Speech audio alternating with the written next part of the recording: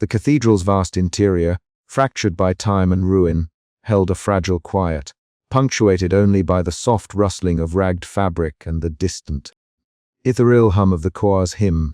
I found myself drawn to the far corner, where Marek knelt, her slender frame bowed low in prayer. The candlelight flickered, casting dancing shadows across her pale face, illuminating eyes that burned with a fierce, trembling light.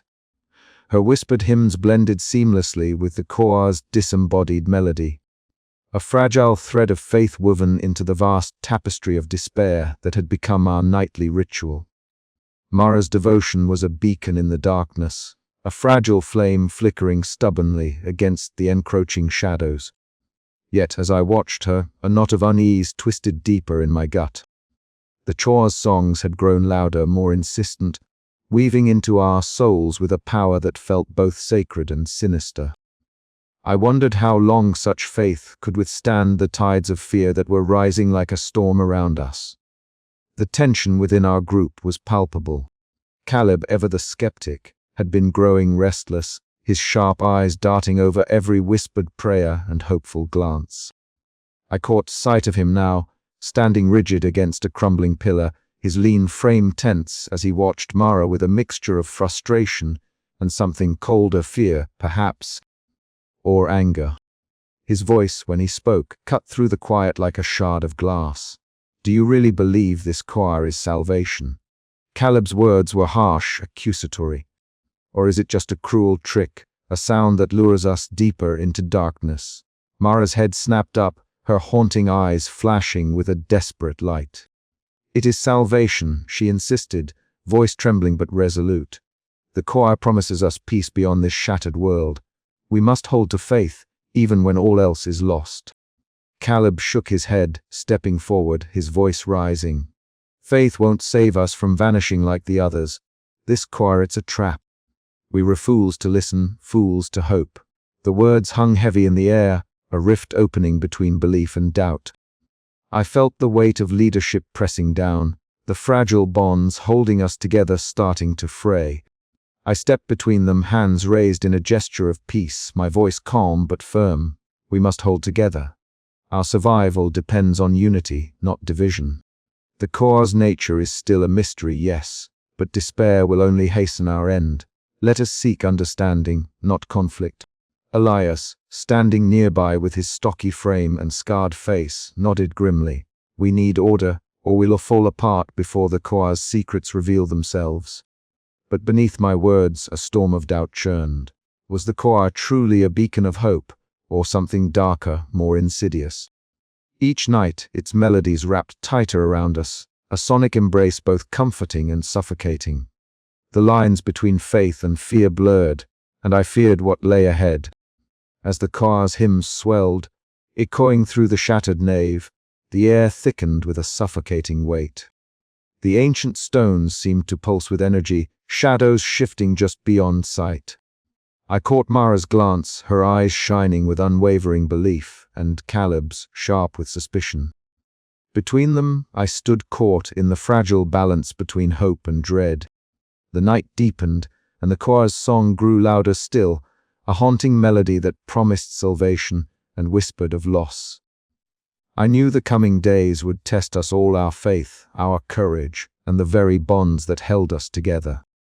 And as the final notes faded into the cold stone, a single thought echoed in my mind: how much more could we endure before the choir claimed us all? I closed my journal slowly, the ink still wet with the night's thoughts. The fragile piece we clung to was slipping through our fingers like smoke. The choir's hymn was no longer just a song, it was a summons, and soon we would have to answer. The night air inside the ruined cathedral was thick with an uneasy silence, as if the very stones themselves held their breath. We gathered as always beneath the shattered arches, our small band of survivors huddled close, flickering candles casting long, wavering shadows over the cracked stone floor. The choir began again, an eerie, disembodied hymn that rolled through the cavernous space, its voices ethereal yet hauntingly clear. Each note seemed to vibrate deep within my chest, a sound both beautiful and terrible, promising salvation yet tinged with menace. I watched Mara, her slender frame tense with reverence, lips moving in soft prayer as she sang along with the invisible voices. Her pale face was a mask of fragile hope, eyes glistening with unshed tears. Nearby, Elias stood rigid, his stocky form casting a protective shadow over the others. His scarred features were drawn tight with skepticism and fear, his gaze darting uneasily toward the core's source, or rather, the absence of it. As the hymn reached its crescendo, a sudden silence fell, sharp and unnatural. I saw it then. Jonas was gone. One moment he was there, eyes closed in solemn attention. The next, nothing but the empty space where he had sat. A chill raced down my spine, the quiet shattered only by the lingering echoes of the choir's fading hymn. Shock rippled through the group like a physical blow. Mara gasped, clutching the edge of a broken pew, her voice trembling as she whispered prayers for Jonas's safe passage. Elias's jaw clenched, fists balled at his sides, his protective instincts flaring into desperation. Caleb's skepticism erupted like a spark to dry tinder. "This isn't salvation," he spat bitterly. "It's a trap. A curse." Sister Agnes, ever the voice of tempered wisdom, raised a frail hand for silence. Her eyes, deep set and lined with the weight of years, scanned the faces around her. "We cannot yet understand the choir's nature," she said softly, "but we must not let fear fracture our resolve. There is history here, buried beneath these stones, that may hold answers." The room grew tense, divisions sharpening between those clinging to faith and those consumed by dread. I felt the weight of leadership settle heavily upon me. I knew that waiting passively would only invite further loss. Tonight, I would venture into the cathedral's shadowed depths, into the hidden chambers whispered of in fragmented tales and half-remembered lore. Armed with a flickering lantern and a heart pounding with both fear and determination, I descended the cracked stone steps leading beneath the nave. The air grew colder, damper, thick with the musty scent of forgotten time. My footsteps echoed hollowly as I moved through narrow corridors lined with ancient carvings and chipped statues, remnants of a world lost to ruin. Strange symbols caught my eye, etched deep into the walls, glowing faintly as if alive with some otherworldly energy. The choir's hymn seemed to pulse in the air itself, the sound now a tangible thread weaving through the shadows, wrapping around my senses and tugging at the edges of my mind. I fought to hold on to clarity, to separate reality from the creeping tendrils of despair that threatened to unravel me. Back above, voices rose in heated argument. Elias's pragmatic caution clashed violently with Caleb's biting cynicism, while Mara's wavering faith sought to bridge the widening gulf. Sister Agnes stood between them, her voice a fragile thread of calm in a storm of doubt and fear. As I explored the subterranean depths, the truth remained elusive, a whispered puzzle suspended in the darkness. Yet I could not turn back. The choir's hymn was no longer a distant melody, it was a summons, a snare, a riddle woven into the very fabric of our shattered world. And I, burdened with both hope and dread, was determined to unravel it before the choir claimed more souls. The cathedral seemed alive in the half-light, shadows shifting just beyond the edge of vision, voices rising and falling like waves upon a shore of silence. Each step forward was a step deeper into the unknown, a plunge into a mystery that might save us or doom us all. And as the night stretched on, the haunting refrain of the choir's hymn echoed endlessly in my mind, a relentless reminder that in this place, salvation came at a terrible price. The second vanishing was no accident, it was a warning, a challenge, and I was resolved to meet it head-on, no matter the cost. But as I paused in the darkness, feeling the weight of unseen eyes upon me, one question lingered, cold and unyielding: what secrets did this cathedral truly hold? And would the answers bring deliverance or despair? The choir's song rose again, beckoning me forward into the abyss. The heavy flagstone trembled under my fingers, the rough edges biting into my skin as I levered it loose from the altar's shadowed corner. Dust and the scent of ancient stone filled the stale air, spilling forth like a breath held for centuries. A narrow stairway yawned open, swallowed by darkness so deep it seemed to drink the faint light of the shattered cathedral above. My heartbeat thundered in my ears, each pulse sensing with the disembodied choir that sang beyond these walls, an eerie lullaby promising salvation, yet laced with dread. I peered into the abyss, the faint glimmer of cold air brushing my face. Elias stood behind me, his broad frame tense, eyes sharp as ever. Sister Agnes hovered near the entrance, her gnarled hands clutching a worn prayer book, lips moving in silent invocation. The fragile hope that bound us all flickered uncertainly in the face of this descent. "Are you certain about this?" Elias' voice was low, edged with the wary pragmatism that had kept us alive this long. "We have no choice," I replied, voice barely above a whisper. "If the core's power anchors here, we must understand it." One cautious step, then another.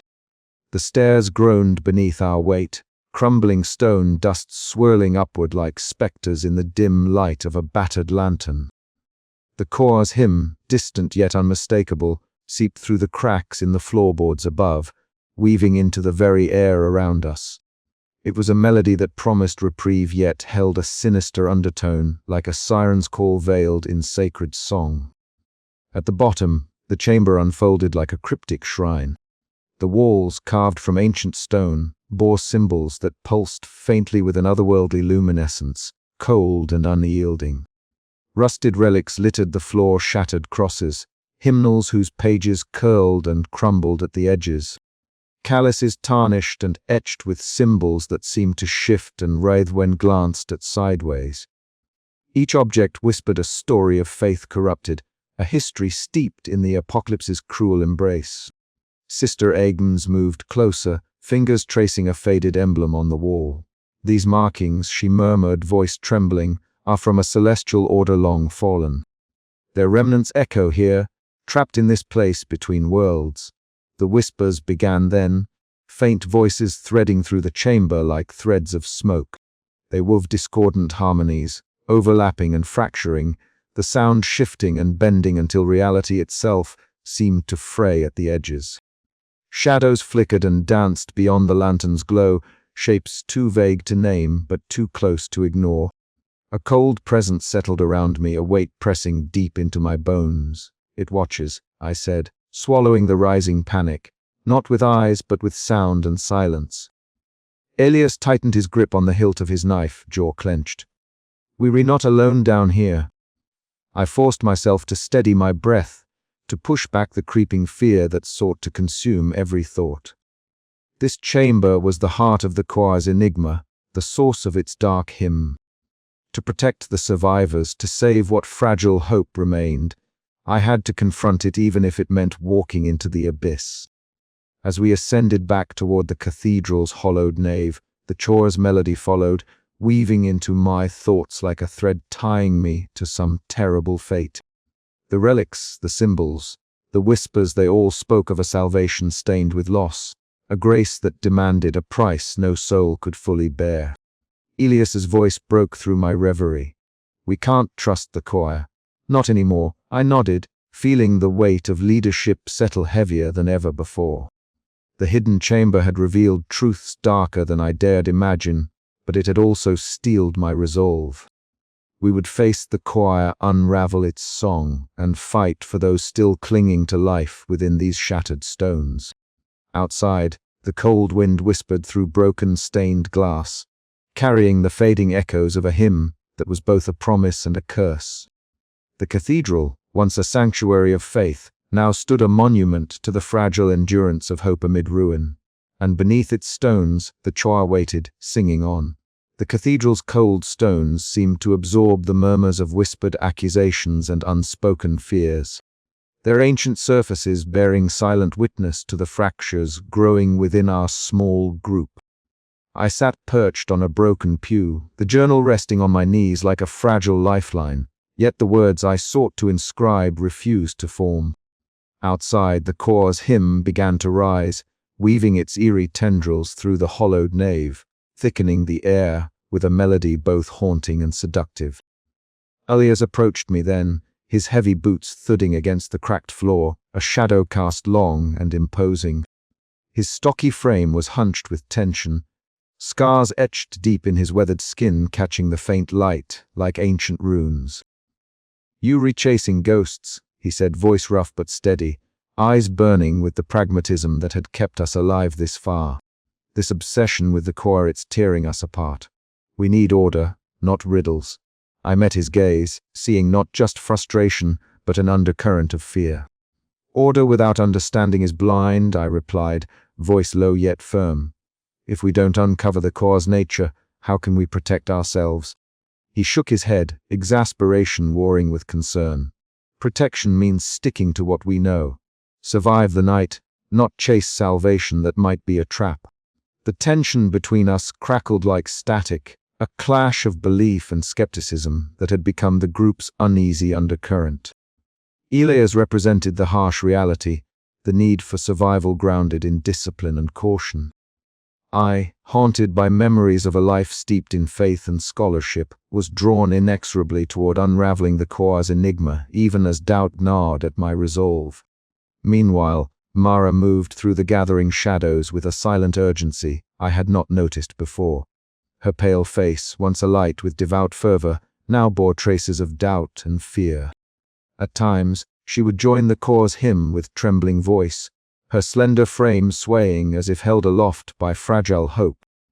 Yet when eyes met hers, a flicker of something unspoken passed between us, an unsteady wavering that tugged at my heart. One night, as the core's voices reached their ethereal crescendo, I found Mara absent from the circle. Panic flared briefly before I noticed the faint outline of her figure slipping beneath the cathedral's arches. I called after her, but the shadows swallowed my words. I followed, heart pounding in my chest, the cold air thick with the scent of damp stone and ancient dust. The melody lingered, more insistent now, pulling at Mara like a siren's call. I caught glimpses of her pale form moving toward the core's source, a fragile wraith drawn to a flame that could consume her. When she vanished beyond the veil of sound, a sharp cry echoed a haunting rupture in the night that shattered our fragile calm. The survivors stirred, eyes wide with fear and suspicion. Elias's voice cut through the rising panic. She shouldn't have gone alone. We were not safe while this core holds sway over us. I stood amid the chaos, the weight of leadership pressing down like a stone. The core's hymn hovered still, a spectral embrace that promised salvation yet demanded a terrible price. As Mara disappeared into its depths, the fissures within our group deepened. Faith and fear, hope and suspicion tangled into a tangled knot that threatened to unravel us all. In the quiet moments that followed, I sought refuge in my journal, the ink flowing at last but stained with the shadows of doubt. Could I hold them together? Could I protect what remained? Or would the Choa's song claim us one by one, until only silence remained within the ruined cathedral's bones? The night pressed on, heavy and unyielding, the Choa's hymn a relentless pulse beneath the shattered vaults. And somewhere in the darkness, Mara's voice had fallen silent, swallowed by the very salvation she had sought. I closed my eyes, listening to the fading echoes, knowing the true fracture was not just within the group, but within myself. The battle between belief and terror was only beginning, and I was caught in its merciless grip.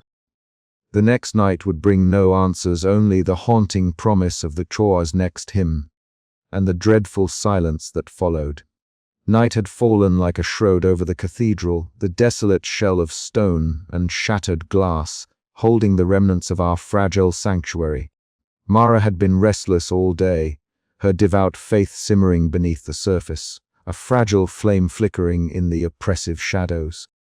As the survivors gathered beneath the high, broken arches, an uneasy silence passed among us, each of us drawn by the haunting promise of the Choa's hymn, yet haunted by the memory of those who had vanished before. She stepped forward alone, slender and pale, her haunting eyes reflecting the dim candlelight that barely held back the darkness. The Choa's melody began to swell, ethereal voices weaving a tapestry of sound that seemed both a balm and a snare. The notes resonated through the cathedral's bones, wrapping around each of us like a spectral embrace, promising salvation even as they whispered of doom. I stood close, heart pounding, watching Mara's figure as she lifted her head, singing softly along with the disembodied choir. There was a lightness to her movements, a fragile hope that belayed the dread that tightened my chest. Around us, the others watched in silence, some with reverence, others with suspicion. Elias's steady gaze never wavered from her, his stocky frame tense, ready to intervene if the shadows took her. Then, abruptly, the choir's hymn ceased. The last note faded into the cold stone air, leaving a silence so deep it roared in my ears. Mara was gone. A stunned hush fell over the gathering, broken only by a rising tide of frantic calls, her name echoing through the vast, empty nave. I called out too, voice raw with panic, pushing through the crowd and into the shadowed aisles. The cold walls seemed to close in, swallowing sound as if mocking our desperation. Flickering candlelight cast grotesque shapes, shadows twisting and writhing in the gloom. Elias was beside me, his voice sharp with anger and fear. "This can't go on," he spat. "Your obsession with the choir is tearing us apart. If she's gone, it's 'cause you let it happen." Caleb's sneer cut through the tension. "Maybe the choir isn't salvation, it's a trap. And you're the one leading us into it." His words fanned the growing flames of mistrust, splitting the survivors into factions of believers and skeptics. I felt the weight of their accusations like stones on my chest, but beneath it all burned an even darker truth. Mara's disappearance was no accident. The choir's promise came at a terrible cost, one we had been desperate to ignore. Guilt gnawed at me. Had I failed to protect her? Had my hope blinded me to the danger? Later, alone in the quiet corner of the cathedral, I opened my journal, fingers trembling as I traced the lines of my own thoughts and fears. The ancient texts Sister Agnes had shared lay scattered around me, their cryptic warnings now cutting sharper than ever. The distant echo of the choir's hymn haunted the silence, a ghostly reminder that our sanctuary was also our prison. I knew then that the path ahead would demand more than courage, it would require sacrifice. And yet, the question that burned brightest in my mind was impossible to answer. Who would be next to vanish into the choir's eternal song? The night stretched on, heavy with dread and desperate hope, as the ruined cathedral held its secrets tight. Outside, the apocalypse waited. But within these walls, the true battle between faith and fear had only just begun. And as the first pale light of dawn crept through the fractured stained glass, I realized that nothing would ever be the same again. The cathedral's battered nave was thick with unease, the brittle silence shattered by sharp words and bitter accusations. The survivors, once bound by fragile hope in the choir's salvation, now stood divided, a schism forged in fear and doubt. I watched as Caleb stepped forward, his lean frame tense, eyes gleaming with a fierce need to unravel the illusions that held us captive. "We can't keep pretending," Caleb's voice cut through the murmurs like a blade. "This choir isn't salvation. It's a trap, a snare that's already taken too many of us. Mara's gone, and who's next? We follow these ghostly songs and we vanish one by one. Is that the future we want?" The words hung heavy in the stale air, stirring a storm of whispers and glances. Mara's disappearance had left a wound raw and bleeding, and now Caleb's defiance threatened to tear the fragile fabric of our community apart. I felt the weight of their eyes turn toward me, the unspoken question pressing down. What did I believe? Could I still cling to hope when it felt like the choir was a siren's call to oblivion? My heart pounded with the urgency of their need for answers, but the more I searched within, the more the lines blurred between salvation and horror. Elias, ever the sentinel, stepped beside Caleb, his stocky form a steadying presence. "Doubt's natural," he said gruffly, voice steady despite the tension. "But we can't let it unravel us. We need order, not chaos." His words were a bomb to some, yet a spark to others. The room fractured into murmuring factions, those clinging to faith, those succumbing to fear. Mara's absence was a ghost that haunted every corner, her pale face a symbol of fragile belief and the high cost it demanded. In the midst of the clamor, Sister Agnes moved quietly to my side, her lined face a map of sorrow and wisdom. Her voice, low and trembling, drew me close. "The choir is not what it seems," she whispered, eyes darting nervously. "Ancient texts speak of a song that binds and devours.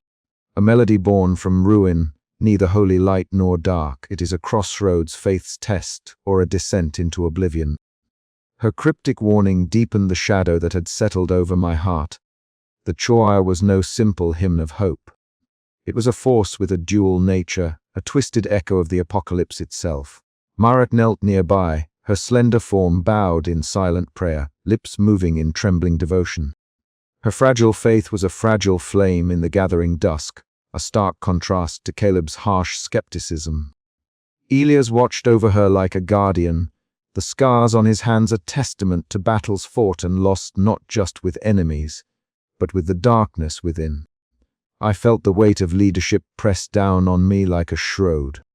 To guide was to choose sides, to face the impossible task of holding together a group unraveling at the seams. The choir's melodies lingered in the air, haunting, seductive, a siren's call that promised salvation yet whispered of sacrifice. As the night deepened, voices rose and fell in fractious debate, hope and fear warring in every heart. I closed my eyes, hearing the choir's hymn swell beyond the shattered stained glass, a haunting symphony that blurred the line between grace and damnation. Could faith survive in a world where every prayer might be the last? Could hope endure when the price was the vanishing of those we cherished? The answer remained elusive, a fragile thread woven through the darkness. And so the choir sang on, its eerie hymn wrapping around us like a shroud, drawing us deeper into the mystery, into the impossible choice between salvation and loss. The night stretched before us, heavy with silence and song. Somewhere in that haunting melody, the truth waiting for us to listen, to understand, to decide.